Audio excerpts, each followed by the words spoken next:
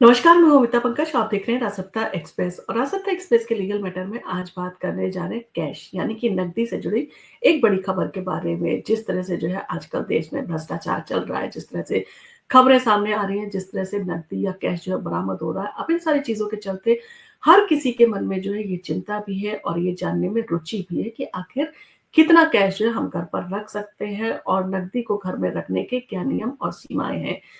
यानी कि आज के टाइम में जो है ये टॉपिक काफ़ी हॉट हो गया है और हर किसी को जो है इस टॉपिक में रुचि है। और हो भी क्यों ना, जिस तरह से भ्रष्टाचार हो रहा है, जिस तरह से कैश जो है वो इतनी भारी मात्रा में जगह-जगह जो है बरामद हो रहा है, तो उससे लोगों की नींद भी उड़ी हुई है। अब ऐसे में जो साधारण लोग हैं, जिनकी आय बहुत ज़्यादा नहीं है, उनको भी जो है ये चिंता सताने लगी है कि आखिर घर में हम कितना कैश रख सकते हैं और कैश रखने की लिमिट क्या है। तो आज के डिजिटल वर्ल्ड में अगर बात करें तो हमारे लिए पेमेंट करना काफ़ी आसान है। हम डिजिटल माध्यम से जो है पेमेंट करने में काफ़ी रुचि रखते हैं और इन सारी चीज़ों के चलते कैश का इस्तेमाल लगभग कम ही हो गया है। और हर कोई या तो यूपीआई के ज़रिए या तो क्रेडिट या डेबिट कार्ड के ज़रिए जो है वो पेमेंट करने में ज़्यादा जो है खुद को कंफर्टेबल फ़ील करता है। यानी कि एक सब्ज़ी वाला भी जो है आज पेमेंट को जो है वो एक्सेप्ट करता है यूपीआई के माध्यम से। पेटीएम है, यूपीआई है, गूगल पे है। बहुत सारे ऐसे जो है वो माध्यम है जिसके ज़रिए जो है आसानी से आप पेमेंट कर सकते हैं और पेमेंट रिसीव भी कर सकते हैं। तो इन सारी चीज़ों के चलते नकदी का इस्तेमाल जो है लगभग कम हो गया है। लेकिन आज भी बहुत सारे ऐसे लोग हैं जो कैश कैरी करना जो है वो पसंद करते हैं। उन्हें लगता है कि अगर डिजिटल माध्यम से पेमेंट नहीं हुआ, तो कहीं किसी तरह की समस्या ना आ जाए और यानी कि एक कहा जा सकता है एक सेफ एंड साइड लेकर जो है वो लोग चलते हैं। तो कुछ लोग जो है कैश कैरी करना भी पसंद करते हैं। जो पुराने ख़यालात के हैं, उन्हें लगता है कि अगर पेमेंट नहीं हुआ तो दिक्कत हो जाएगी। मान लीजिए आप शॉपिंग करने जा रहे हैं या आप किसी रेस्टोरेंट, होटल में जा रहे हैं और अगर उस समय जो है आपका डिजिटल माध्यम से पेमेंट नहीं हुआ, पेमेंट फ़ेल हो गया, तो उस समय आपको दिक्कत का सामना भी करना पड़ सकता है। तो ऐसे लिए कुछ बुज़ुर्ग भी हैं जो आज के टाइम में कैश कैरी करना जो है वो ज़रूरी समझते हैं। लेकिन फिर भी जो है वो इन सारी चीज़ों को लेकर बहुत सारे सवाल जो है अब उठने लगे हैं। तो क्या आप जानते हैं घर में कितना पैसा जो है हम रख सकते हैं? क्या इसकी कोई सीमा है? हाल ही में एक जज साहब के घर भारी मात्रा में कैश बरामद हुआ। अब इन सारी चीज़ों के चलते जब बड़ी मात्रा में जो है नकदी मिलने की खबर चारों तरफ फैल गई, तो ये सवाल जो है फिर से एक बार चर्चा में आ गया, यानी कि चर्चा में काफ़ी गर्म ये सवाल हो गया है कि आखिर हम कितना कैश जो है वो रख सकते हैं और कितना कैश रखना जो है वो कानूनन जुर्म नहीं है। तो आइए जानते हैं घर में नकदी रखने के क्या नियम हैं और क्या सावधानियाँ हमें बरतनी चाहिए। घर में नकदी रखने की वैसे तो कोई सीमा नहीं है।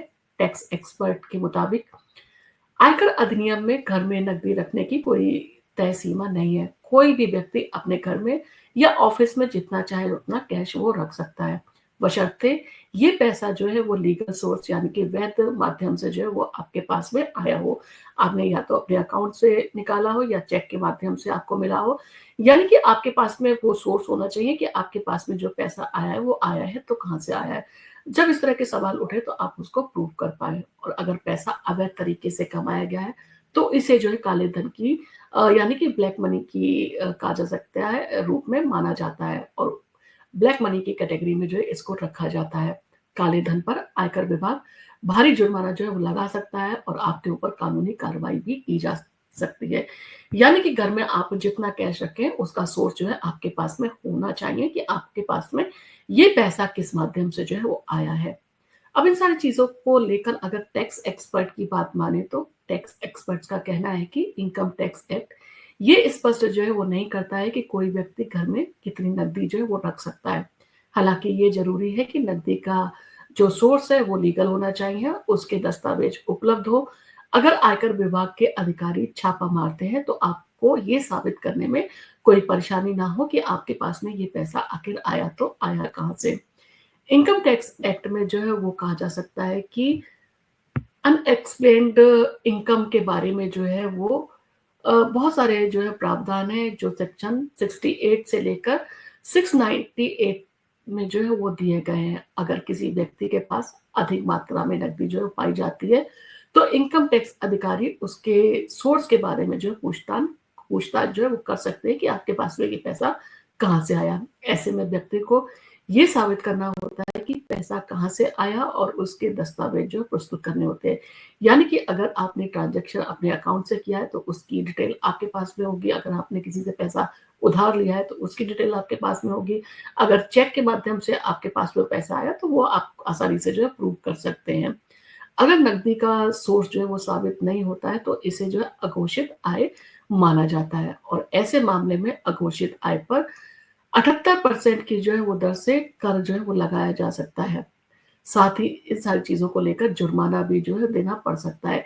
यानी कि अगर अनएक्सप्लेन्ड इनकम आपके पास में है तो वो आपके लिए परेशानी का सबक बन सकती है और अगर आपके पास में जो है वो लीगल तरीके से इनकम आई है और आप उस इनकम को एक्सप्लेन कर सकते हैं कि आपने मान लीजिए किसी घर के मेंबर से लिया है या आपकी पार्टनरशिप कोई फर्म थी उसके लिए आपने पैसा इकट्ठा किया था या आपको कोई काम था उसके लिए आपने पैसा लोन पे लिया है या कहीं से जो है वो उधार लिया है।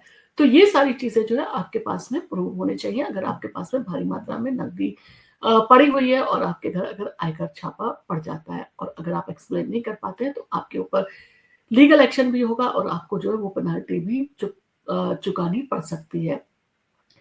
नकदी लेन-देन की जो सीमाएँ हैं, आपने देखा होगा हाल ही के दिनों में जो है वो बहुत सारे अ, म परिवर्तन भी जो कानून में किए गए हैं। तो नकदी लेन-देन की जो सीमाएँ हैं वो इस प्रकार से हैं कि 1 दिन में 2 लाख से ज़्यादा जो है नकद लेन-देन नहीं कर सकते हैं आप। किसी एक दिन में 2 लाख से ज़्यादा जो है कैश में लेन-देन जो है वो नहीं किया जा सकता है। ये जो है अब नए नियम जो है उसके मुताबिक है। शादी या फंक्शन में 2 लाख से ज़्यादा का जो है वो कैश गिफ्ट आप नहीं दे सकते हैं। शादी या किसी फंक्शन में 2 लाख से ज़्यादा का कैश गिफ्ट लेने या देने पर जो है वो पेनल्टी आपके ऊपर पड़ सकती है। 50,000 से ज़्यादा जो है कैश गिफ्ट का हिसाब जो है आपको देना पड़ सकता है। अगर आप किसी को जो है वो 50,000 से ज़्यादा का कैश गिफ्ट देते हैं तो आपको उसका हिसाब देना होगा कि ये जो है वो आपने गिफ्ट कहाँ से दिया और आपके पास में इसका पैसा कहाँ से आया। यानी कि आप अगर किसी को गिफ्ट देते हैं तो उसकी भी एक सीमा है 50,000 से ज़्यादा का गिफ्ट आप अगर दे रहे हैं तो उसका आपने हिसाब देना होगा कि आपके पास में पैसा कहाँ से आया और आपने ये गिफ्ट जो है वो क्यों दिया। तो इन सारी चीज़ों के चलते जो है ये कुछ जो है वो सावधानी है जिनका ध्यान आपको रखना ज़रूरी है। आरबीआई के भी कुछ नियम हैं जिनके बारे में आपको जानकारी होना ज़रूरी है। तो आरबीआई के नियम में भी जो है घर में नकदी रखने की कोई सीमा तय जो है वो नहीं की गई है। हालाँकि कुछ बातों पर जो है वो ध्यान रखना ज़रूरी है। उदाहरण के लिए अगर आप कोई बिज़नेस जो है वो चला रहे हैं तो नकदी का लेन-देन आपके कैश बुक से मेल खाता हुआ जो है होना चाहिए। ऐसा नहीं कि आपके कैश बुक में कुछ हिसाब है और आप जो है वो कुछ जो है वो पेमेंट कर रहे हैं। यानी कि आप जो भी पेमेंट कर रहे हैं वो आपकी कैश बुक से मेल खाता हुआ होना चाहिए। गैर वेबसाइट लोगों को भी जो है नकदी के सोर्स की जो है व्याख्या करनी होती है। तो ये बैंक के जो है वो साथ में भी सारी चीज़ें हैं जिनका पालन आपको करना पड़ता है। तो बैंक से निकाली गई नकदी या अन्य सोर्स से जो है प्राप्त नकद की रसीदें जो है हो सकती हैं। मान लीजिए आपको किसी ने पैसा चेक से दिया तो आपके पास में वो चेक है जिसको आपने भुना के पैसा निकाला है। आपको अगर पेमेंट किसी ने दिया है या लिया है तो आप उसके लिए उसको रसीद बना के भी देते हैं। मान लीजिए आपने कहीं से कोई माल खरीदा और अगर माल की रसीद है तो आप उसको काट के रसीद ज़रूर देंगे कि मैंने ये जो है सामान खरीदा था जिसका भुगतान मैंने कैश में किया। तो ये सारी चीज़ें होती हैं जिसके लिए आपके पास में रसीदें भी होती हैं और आपके पास में कैश बुक में जो है सारी डिटेल जो है वो उनकी एंट्री होती है जो कि आपके कहे हुए जो है कथन से मैच करनी चाहिए। और नकदी के जो है वो जितने भी सोर्स हैं वो आपको पता होने चाहिए कि कहाँ से आपके पास में पैसा आया। और इन सारी चीज़ों के चलते आपको मिले उपहार भी जो है वो शामिल हैं इसमें कि आपको अगर मान लीजिए कोई बहुत महँगे उपहार दे रहा है तो ये उससे भी जो है ये छानबीन की जा सकती है कि आखिर उसने जो है ये उपहार आपको इतने महँगे क्यों दिए हैं और उसके पास जो है इनकम का सोर्स क्या था, उसने जो आपको महँगा उपहार दिया। यानी कि 50,000 से ऊपर का अगर आपने उपहार किसी को दिया है और किसी को उपहार मिला है तो उससे भी पूछताछ हो सकती है और आपने उसको गिफ्ट दिया है, तो आपसे भी जो है पूछताछ की जा सकती है।